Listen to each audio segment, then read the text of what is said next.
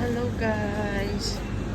Ayan, nandito na naman tayo sa ating favorite na pamilihan. Ang Wesong guys. Ayan. So ngayon, bibili tayo ng ating lulutuin guys. Punta tayo sa fish section. Ang ating lulutuin ngayon ay paksin na bangus.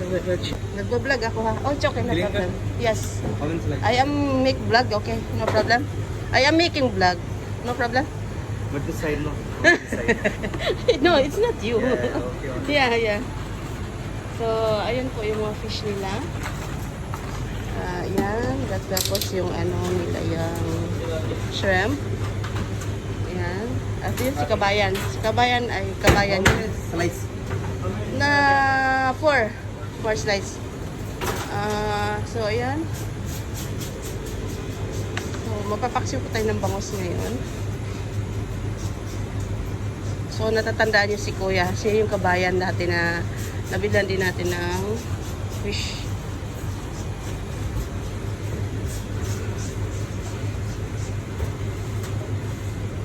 Nililinis niya yung isda guys.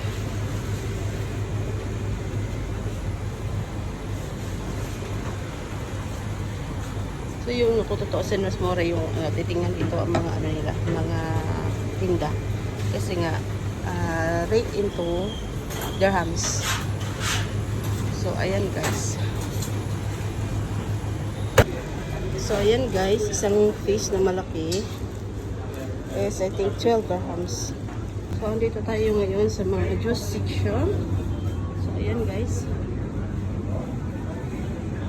Kanilang mga gulay. Punta tayo sa gulayan. Mamili tayo ng ating isasahog sa gulay.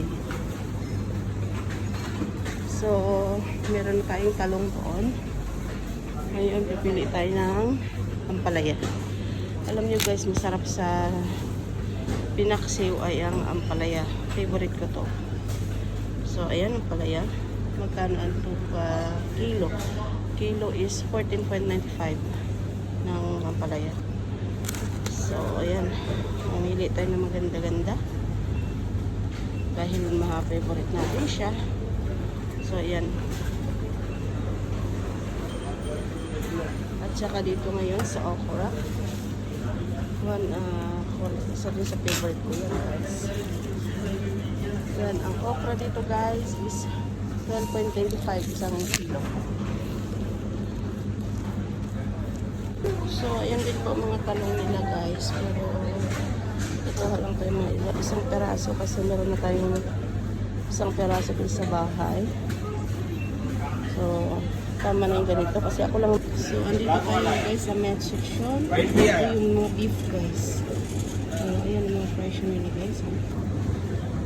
Ayan, kukuha tayo ng yogurt kasi magluluto din ako ng beef curry para sa partner ko. So, ayan mga yogurt guys. Ang binibili ko mostly guys is yung flat na yogurt. Ito. Yan, flat. Bibili din tayo ng bread guys. Ito yung bread ko. Bread na lagi kong binibili. Super tasty siya guys. Masarap. Ito yung capricorn.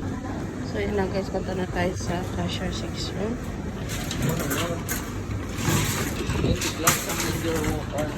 You bring up, you go there.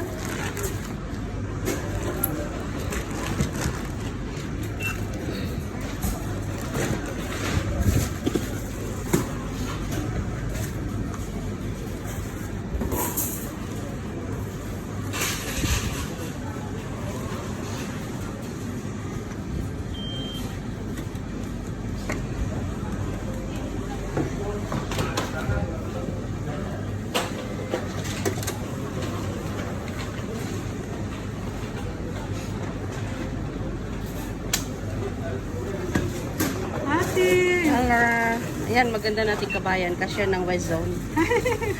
Hello po. Kaway-kaway, nagbablog ako. Hello. So, ayan guys, pauwi na tayo niyan, oh. Ayan, nadaanan ko na naman sila. Diba?